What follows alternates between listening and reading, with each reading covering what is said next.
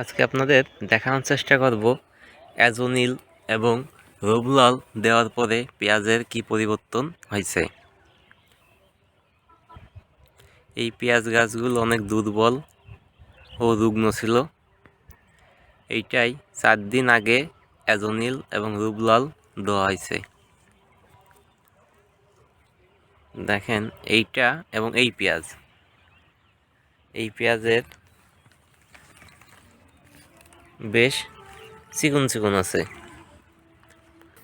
কিন্তু আপনার এই পেঁয়াজের গুঁড়া দেখেন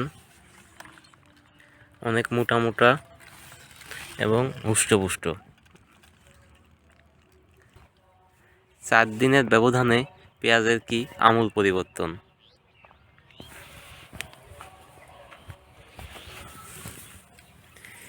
এই পেঁয়াজগুলোও দেখেন, আবার এই পেঁয়াজগুলোও দেখেন কি অবস্থা।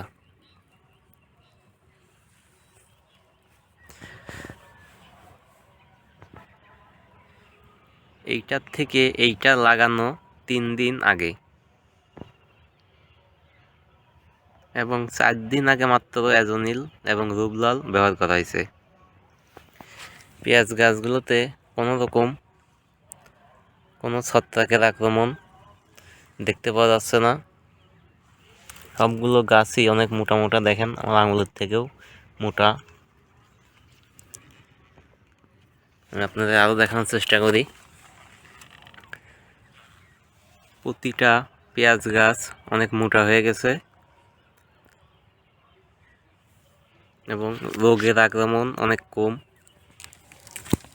দেখেন অবস্থা, কোনো ছত্রাকের আক্রমণ নাই বললেই চলে।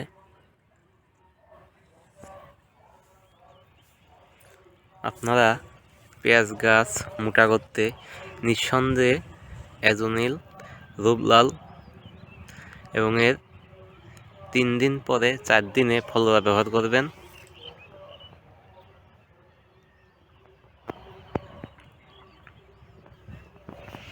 এবং এর 3 দিন পরে আবার অ্যাজোনিল এবং রুবলাল দিবেন।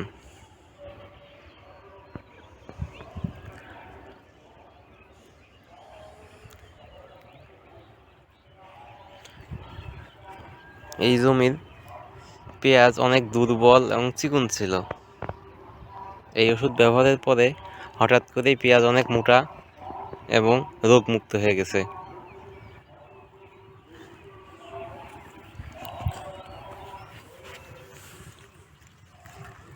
দেখেন অবস্থা, কি মোটা মোটা কাণ্ড।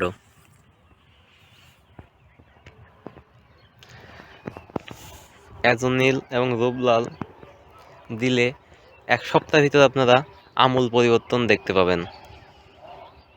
আপনারা ভিডিওটা দেখে আমি যে আগের ভিডিওতে অ্যাজোনিল, রুবলাল এবং ফলোরা ব্যবহারের নিয়ম বলছি, আপনারা সেই অনুযায়ী কাজ করলে খুব দ্রুত সময়ের মধ্যে পেঁয়াজ গাছ কালো হবে এবং মোটা হবে। এবং আমাদের চ্যানেলটি ভালো লাগলে একটি লাইক এবং সাবস্ক্রাইব করে পাশে থাকবেন। ধন্যবাদ।